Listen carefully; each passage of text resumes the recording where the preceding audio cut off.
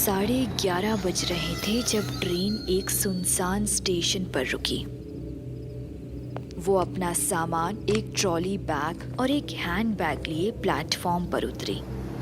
लड़की पलटी और ठिठक गई। ये क्या? वो अकेली ही थी जो उस स्टेशन पर उतरी थी और कोई भी नहीं था। कैसी वीरानी छाई थी वहां। कहीं वो आंटी सच तो नहीं बोल रही थी? नहीं, छोटा सा स्टेशन है और रात भी काफ़ी हो गई है, इसलिए ऐसा होगा।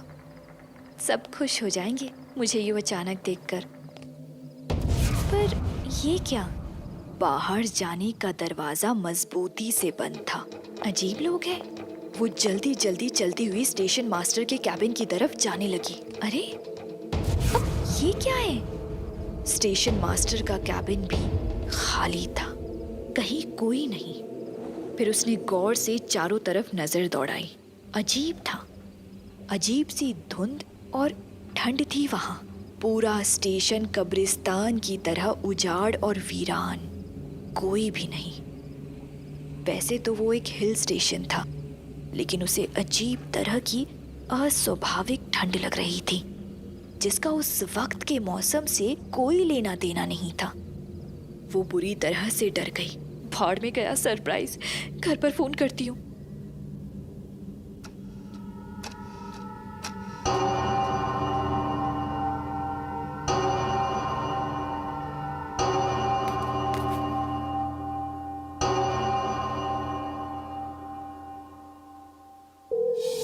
तभी आसपास कई साए दीवारों से, खंभों के पीछे से, कूड़ेदान के पीछे से उभरने लगे। कहीं कहीं धुआं उठने लगा। खींचने और धकेलने की आवाजें आने लगी। अब सब कुछ था यहाँ। चाय वाला, खोमचे वाला, आते जाते लोग। पर ये सब अचानक कैसे? गेट तो बंद था ना।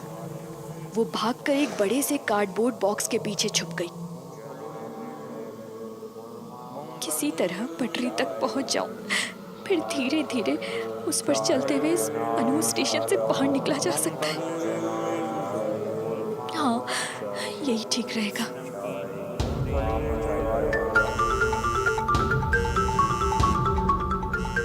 अब स्टेशन पर मंडराने वालों का पूरा ध्यान मोबाइल की तरफ हो गया। वे धीरे धीरे बिना आवाज किए उस तरफ बढ़ने लगे। जब सामने वाली आकृति पर हल्की रोशनी पड़ी तो नहीं चाहते हुए भी उस लड़की की चीख निकल गई। उसका पूरा चेहरा जला हुआ था और आंखें सफेद थी, और यही हुलिया बाकी आकृतियों का भी था।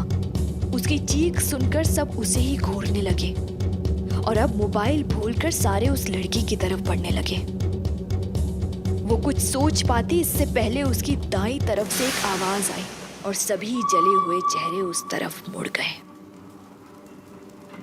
एक भयानक चरमराहट के साथ एक अजीब सी ट्रेन आकर उस प्लेटफॉर्म पर रुक गई।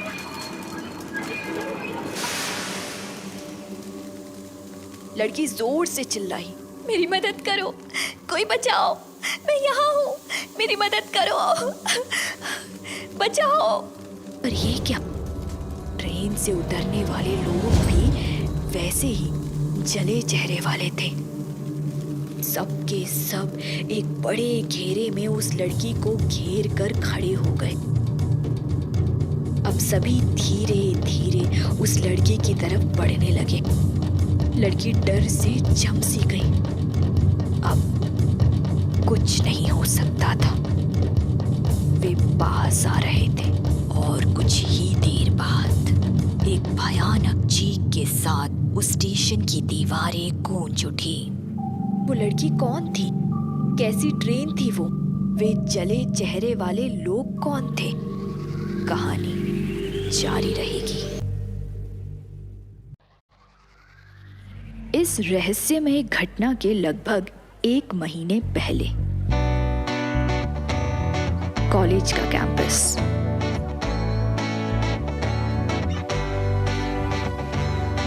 कई लड़कियां घेरा बनाए खड़ी थी, खींची जा रही थी। बहुत सी जरूरी बातें होती हैं ऐसे ग्रुप की भी, किसी का किसी से अफेयर, कोई नई रिलीज हुई फिल्म जिसमें हीरो ने शर्ट उतारी हो, कोई प्रोफेसर जो विग लगाना भूल गया हो, या फिर जूनियर्स जिनका बकरा बनाना हो। अरे पूजा, इधर आ। पूजा सांवली लंबी सी थी, जिसके उभरे नए नक्श थे, लंबे काले बाल थे। वो एक तरह से उन सबकी लीडर थी और बहुत खूबसूरत थी। ये तेरा दुपट्टा कैसे फटा? मत पूछ दिया। अब तो आदत डाल लो इन सब की। क्या मतलब? वही लफंगियां और क्या। कॉलेज में कंप्लेन करो तो वो उनकी जिम्मेदारी नहीं, पुलिस वाले कान में तेल डालकर बैठे। घर पर कंप्लेन करो तो उल्टा मुझे ही घर बैठा लेंगे। कॉलेज जाना बंद। ये उस कॉलेज की हर लड़की की समस्या थी।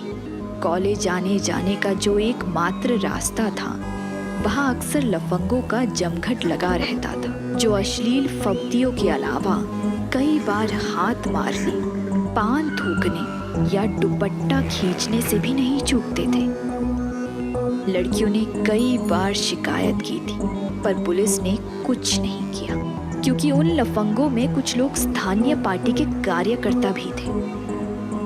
और दिया, अब तो कॉलेज के लड़कों की भी हिम्मत बढ़ती जा रही है। उन लोगों ने ये दुपट्टा खींचा था ना, तब वो मारा कमीना दीपक भी था वहां। दिया गंभीरता से कुछ सोचने लगी। क्लासरूम, लेक्चर जारी था। दिया ने अपनी बाईं तरफ देखा। दीवार से लगी बेंच पर वो दीपक बैठा था। उसकी शक्ल ही बता रही थी कि उसके अंदर कितनी गंदगी भरी हुई है। दीपक दिया को अपनी तरफ देखता देख हैरान हो गया। वो मुस्कुरा दी। जवाब में वो भी हंसा तो गुटखे से रचे उसके घिनौने दांत बाहर आ गए। दिया उसे देख रही थी, ये उसके बर्दाश्त के बाहर की बात थी। कुछ देर बाद उसकी टेबल पर आकर कुछ पड़ा। उसने देखा कि वो गुड़ी मुड़ी कागज का गुटका सा था। उसने खोल कर देखा। तुम्हारे हॉस्टल के पीछे रात 11 बजे। उसने हैरानी से मुड़कर दिया को देखा। वो अभी भी उसे देखकर मुस्कुरा रही थी। वो गुब्बारे की तरफ फूलने लगा। दिया उसे मिलने बुला रही थी, वो भी रात में और अकेले। रात के 11 बज रहे थे। वो बार बार खिड़की पर जाकर देख रहा था। कुछ देर बाद एक सीटी सुनाई दी उसे। उसने खिड़की से झांका तो बाहर दिया खड़ी थी और उसे देखकर मुस्कुरा रही थी। उसने जैसे तैसे खुद को रोका खिड़की से कूदने से। वो जल्दी से पलटा और एक वाहियात सी परफ्यूम की आधी बोतल खुद पर खाली कर दी। वो भागता हुआ नीचे पहुंचा, पर दिया वहां से गायब थी। दिया, दिया, दिया, अरे कहाँ गई तुम? अच्छा, झाड़ियों के पीछे हो क्या? काहे शर्मा रही हो? अरे खुद ही तो बुलाया था हमको। हैं? आए? अरे पीछे से कोई आया। ऊपर से उसके चेहरे और गर्दन को काले कपड़े से ढक दिया। कौन है? और झाड़ियों में खींच लिया।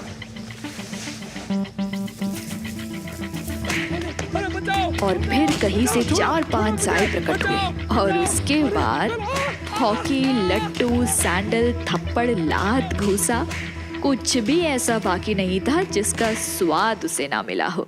दिया की